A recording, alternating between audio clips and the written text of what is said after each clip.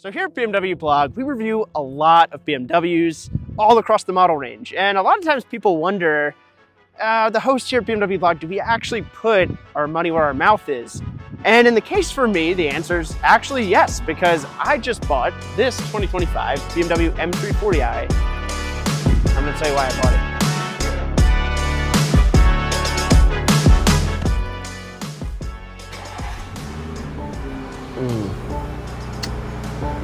That's what I'm talking about. And that's one of the things we're gonna talk about here in a second. One of the difficult things about when you buy a car for yourself is some of us are lucky enough that we can have 2 or 3 cars. Some of us can afford that. Not everyone. And some of us, we have living situations that we can't really have the space or the ability to have multiple cars. So for some of us, we need a one-car solution. I found myself, for me, what I'm looking for in a car, I needed something that was both gonna be a good daily driver, fairly fuel efficient, something that's gonna be good to drive around in Los Angeles traffic for 2 to 4 hours a day sometimes, because for my day job, I have to drive a lot. And I have to go visit customers that are all over Southern California. And as a result, I need something that's gonna do that daily job very well. But I'm also a car enthusiast. I like driving a little bit spiritedly sometimes, especially on the many wonderful, beautiful canyon roads that are just outside the city here, up in the mountains. And this kind of fits the bill of doing both of those things very well. I've talked about this before. With any car, you're talking about trade-offs and compromises. You can get a car that's gonna be an amazing, comfortable daily driver, but it's just not gonna be great dynamically usually. Or if you're gonna get something that does both really well, usually it's gonna have a very high price tag. What I've found is that the BMW M340i, at the price that I got it at, with like just over $60,000, remember, in today's market, that's only about $10,000 more than the average transaction price of a new car. So for relatively not a lot of money, let's look at what you're getting. You're getting a 389 sports sedan that I have been averaging over 31 miles per gallon with since I've bought the car. And on the highway, I can get up to 40 miles per gallon from what I've been seeing with my driving. That's incredibly impressive, but it also is even more impressive when you consider the fact that when I go up into the canyons, it's not slow. This car really doesn't feel all that much different in terms of like an overall pace that I'm setting from the Civic Type R that I had. And again, that's a much more dedicated sports hatchback. I mean, that thing is really known for being incredibly good in the corners, has incredibly good braking capability. Yeah, it's down on power by about 100 horsepower compared to this thing, but you have to remember, I'm talking about something that is meant to go to the track, and comparing it to a car like this, this is not the full M car. This is the M Performance model. So it really does split the difference. And I think that's one of the things that I love about this car so much and why I chose to buy it. When I reviewed this car about a little over a year ago with the 2024 model that was in the press fleet, I was really impressed with just how good it just did commuting. And at the same time, when I took it up in the mountains, I was like, wow, this is still like a respectably fast car. It's still fun. It was still engaging. But what it is it strikes that balance between something that is comfortable. With this suspension that I have, again, I didn't get the adjustable dampers. I went with just the fixed, M Performance Sports suspension. It's probably about 10% stiffer, I would say, than the softest comfort setting on the adjustable dampers, which for me was actually perfect. And the reason I say that was I originally always found the BMW adjustable dampers to be too stiff when they were in Sport and Sport Plus mode. So for me, I was fine with these dampers the way it was. That's one of the reasons I went with this car over the other car that was about $7 grand more that had every single option that you could get on it.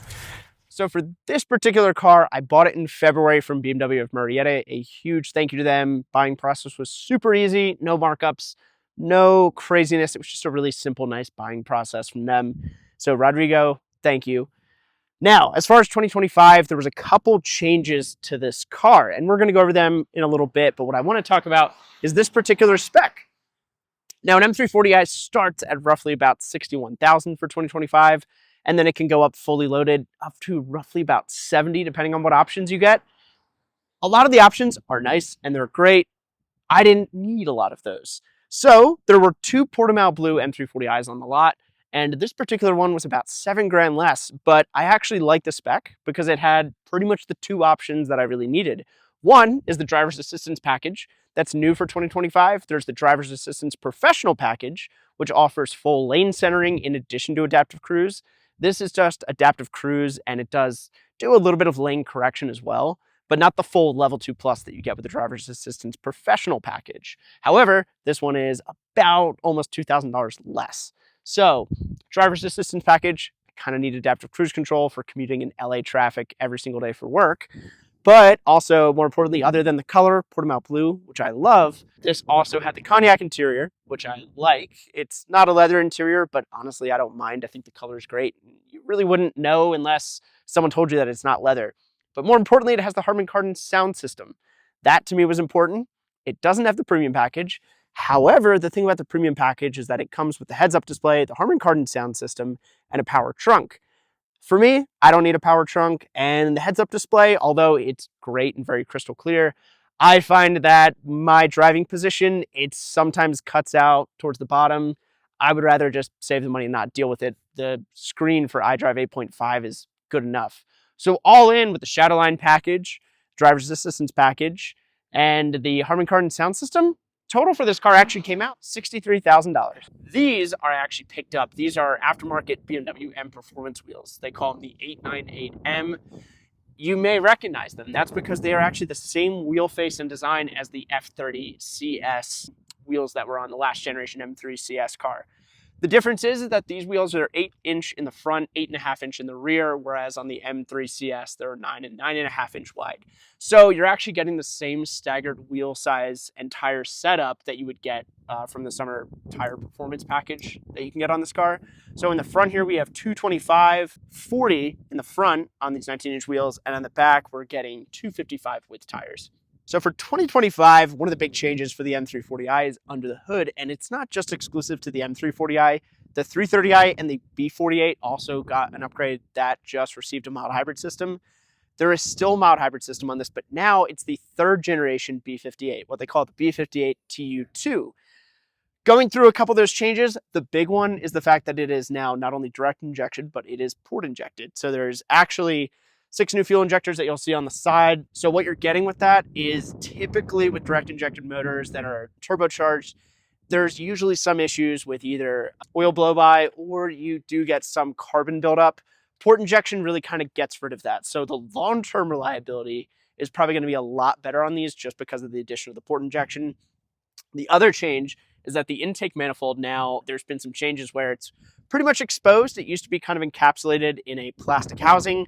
That's now gone. That's going to help a little bit with just cooling. It's kind of more similar to the S55 and the S58 in that regard with their intake manifold design. The other big change this year is that actually the mild hybrid system is a little bit different and updated. The electric motor is slightly stronger and a little bit more beefy. Because of that, that's actually why you see a slight power increase. So now BMW is estimating it's making 389 horsepower and about 398 foot-pounds of torque. However, Berger Motorsport actually just put one of these on the dyno, and what they found is that, like BMW tends to do, they really underrated the figures a little bit. On 91 octane gas on a relatively hot day, they were actually able to get 355 horsepower at the wheel and about 396 foot-pounds of torque. If you're conservative and you're estimating a 10% drivetrain loss factor, most people go between 10 to 20% for most cars. That actually comes out to roughly 390 horsepower on 91 octane and actually 428 foot-pounds of torque. So this car is pretty much stepping on the door of F80 M3 territory right from the factory. On 93 octane, I wouldn't be surprised if it's pretty much there. So nice that we're getting a little bit more power, tons of torque, and with that mild hybrid system, you're not really getting a trade-off with fuel economy. Like I said, since I've owned the car, I've found I'm actually getting roughly about 30 mpg average. And on the highway, it's pretty easy for me to get anywhere between 32 to almost 40 mpg, even with the summer tire package that I have equipped and the staggered setup. So kind of nice. You get the best of both worlds with this car. As far as something that's comfortable on a day-to-day basis, yeah, this does just about everything perfect, but I will say I have 2 complaints that I've found since I've driven this car. And again, I've only had this car now for about 4-5 months, and I'm about to hit 19,000 miles soon. I've already had 2 oil changes on this car. This car, I have found these seats to not be the most comfortable after you sit in them for several hours. I did a cross-country drive in my Type R, actually several, but I did a cannibal run. So I drove from New York to LA nonstop in that Type R, and those sport bucket seats are so incredibly comfortable. I had no back pain after 39 hours of sitting in a car driving across country. This, I did a cross-country drive as well. It was not a cannonball. I wasn't trying to set a record, but I did drive across the country in about 2.5 days. And I find after about 7-8 hours in this car, my back really did start to kind of hurt. As much as you can adjust the lumbar in this seat, it's not the most supportive. And also when I go up in the canyons, the side bolstering is just not enough. And I find kind of getting tossed around in the seat a little bit. I'm almost tempted to find some used M3 carbon bucket seats if I can find them on Facebook Marketplace and throw them in here. Not even just for the aesthetics or the weight savings. I would really do it just because they're more comfortable, surprisingly, and they hold you in a lot better when you're trying to push this car. And I think people forget how important your seats are when it comes to your ability to really drive the car and push it to its limits and tell what the chassis is doing.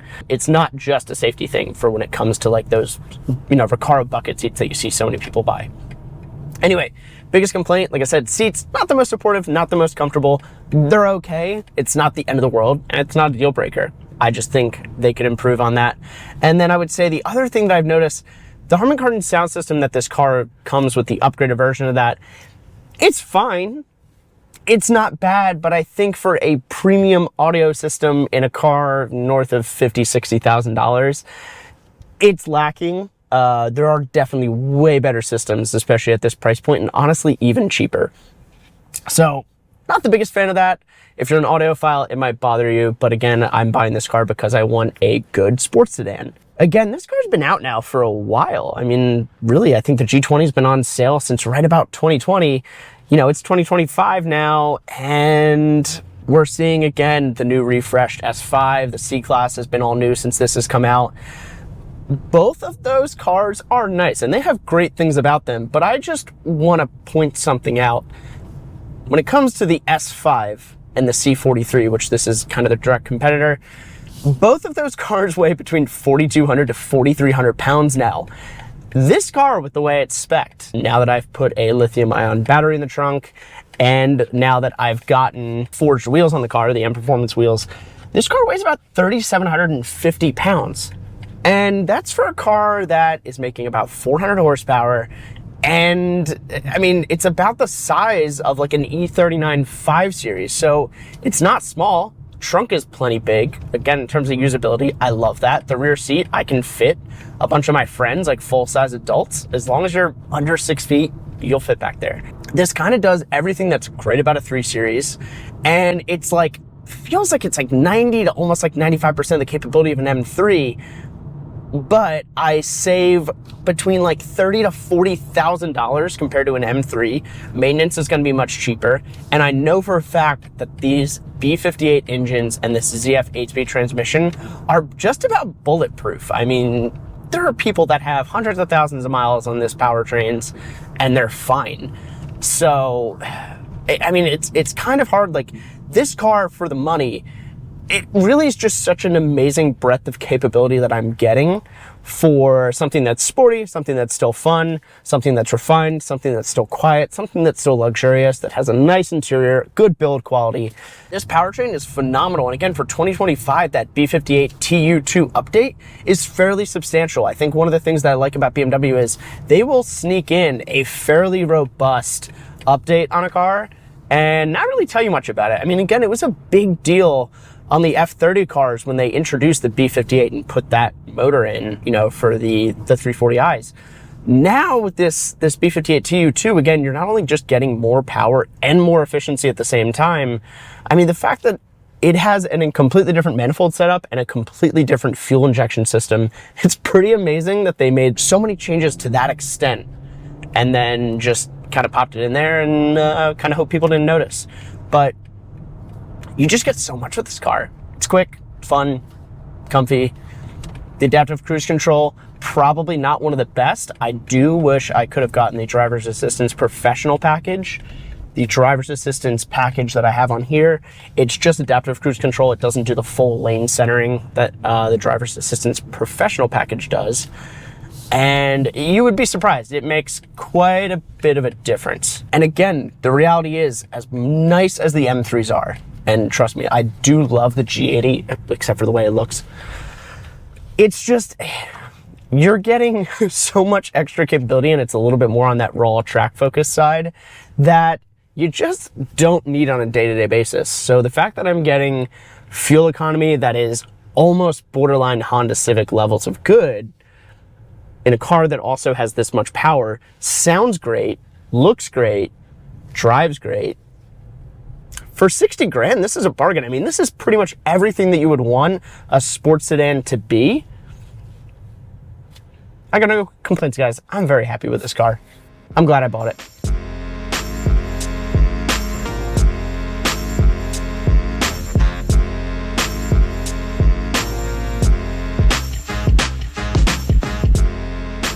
When it comes to this B58 TU2, I think it often gets overlooked what a mild hybrid does, especially in BMW's application of what they do with a mild hybrid, and how effective that is at giving you better fuel economy. This car, again, depending on if you're in Eco Pro mode or Sport mode, particularly in Eco Pro mode, it is very good at decoupling this car's transmission from the engine and shutting that engine off. So when you're coasting with this car, the engine is not running and it decouples the engine and the transmission. So what that does is your car is truly coasting and the only thing slowing you down is wind resistance.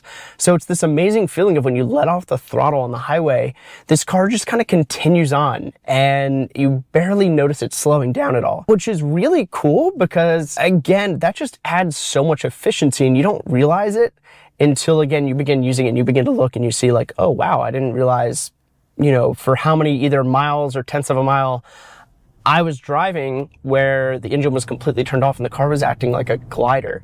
So again, that's part of the reason that when I'm driving on the highway, like I said, I can see fuel economy as high as, you know, 40 to, one day I did do a 50-mile commute. That was 42.7 mpg. And again, a lot of that was going downhill, but still, I was incredibly impressed. Because again, I didn't buy this for fuel efficiency. I knew it was gonna be decent, but I wasn't expecting it to be this good. The B58, the way that this engine is set up, it's got just enough low-end torque that you really never feel like it's ever really kind of slow, even when you're under, like, say, 2,500 RPM. But at the same time, it's so progressive in the way that it builds up power. So again, I'm getting the low-end torque that you would want for day-to-day applications without it feeling slow, but it does that thing of making the car still feel enjoyable as you rev it out to its red line. It's just a wonderful powertrain. This is a little bit of a rare car these days in the auto industry. Now, pretty much everything has gone to all-wheel drive or front-wheel drive. That's great. All-wheel drive is wonderful. Again, I've driven the xDrive version of this car. It's phenomenal. You get that much more traction, helps with launching a little bit. But there's something awesome about having a rear-wheel drive sports sedan in 2025. It's just a little bit more pure. Again, the way this car handles, what I find is when you lose the all-wheel drive system, it tends to make the steering feel just that little bit more accurate and a little bit more involving. I find with the all-wheel drive system, it really tends to kind of numb it out a little bit too much. And all-wheel drive systems tend to make the car understeer a little bit. The xDrive system is rear-wheel drive bias, but when you actually put a true rear-wheel drive sports car up on a canyon road, it is just something so wonderful.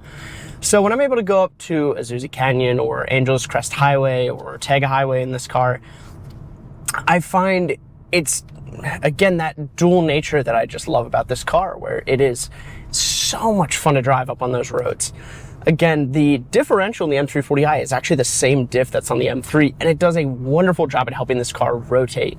Again, once you apply corner, power mid-corner with this, it just really does a wonderful job at making sure that you're getting all the power sent to the outside rear wheel, causing that car to rotate. So on corner exit, this car is just really exciting to kind of get up on the gas fairly early. So again, I'm surprised that this is also the same car that I can get nearly 40 miles per gallon on the highway and comfortably commute in every single day. Again, I think that's the nice thing about it, and that's what is so wonderful about a sports sedan, is that you get a lot of those great characteristics that you would in a sports car that's enjoyable, that you find the joy in driving. But at the same time, you don't lose a lot of the practicality that a regular sports car, you might be missing out on. I loved the M2, and that was a fairly practical car. But again, the rear seat's pretty compromised, and the trunk is a little bit smaller. Again, a Miata is an incredibly fun car to drive on a mountain road, but good luck putting anything besides like a small carry-on in that trunk. There's just no room for anything. This, I get all of the wonderful things about a sports car without any of the drama or hassle that you would with a sports car for a daily driver. It truly is a jack of all trades. I mean, let's compare it to some of the BMWs in the past. This is almost identical in terms of the overall size and wheelbase of an E39 M5. And if you look at the power, you're pretty much right there with an E39 M5 too. But again, this is the mid-level 3 Series now. I mean, that really just shows you the progress made in terms of performance with modern cars. But it's that wonderful sweet spot of being just big enough that I can comfortably fit 4 people in here. The trunk is over 16 cubic feet, plenty big to fit all kinds of luggage or whatever I need to transport back there. I don't really feel like I'm missing out that much by not having a wagon, but it would be cool, BMW, if you did bring back the 3 Series wagon, because a G20 M340 wagon would have been, just wonderful. So like I said, why did I get this car? Because it's an enormous breadth of capability for a car for $60,000. It kind of still is the performance king within its class. I'm just overall so impressed with how this car has performed over the last almost 19,000 miles over the last 5 months. I do a lot of driving. Thank God I bought an extended warranty, but this car is really just proving why I love it so much and why I'm so happy that I bought it. I'm really not finding the downsides to it. Again, it just does everything I needed to do so well. And every day I want to get in and drive it more. I'm not getting tired of this car in any way. I'm not getting bored. It's just, I think that's the hallmarks of a good car. And I think when they say that BMW makes the ultimate driving machine, that's really what I'm talking about, where it's not just that it's the most raw, hard-edged car that's out there. It's a car that's comfortable enough to commute in. It's a car that's fun enough and capable enough on a back road that you just always want to drive it no matter what type of conditions you're doing with. It's just as nice to be able to take to the gym as it is to take up to the canyons or go on a 500-mile road trip. Can't say enough good things about this car. And again, for 2025 with this LCI2, they've made the 3 Series that much better. I mean, normally when a car is towards the end of its life cycle, it's kind of done. There really isn't that much more they can do with it. And, you know, a lot of the competition starts to get better. But what I'm seeing here with this car is that even though this car's now been out for 5 or 6 years, it's still just as good as ever. And I would still take it over the competition. Thank you all so much for watching. Please do not forget to like and subscribe. And yeah, if you're in the market for a 2025 M340i, I cannot tell you enough. This is a great car, and you're going to be very happy if you end up getting one yourself.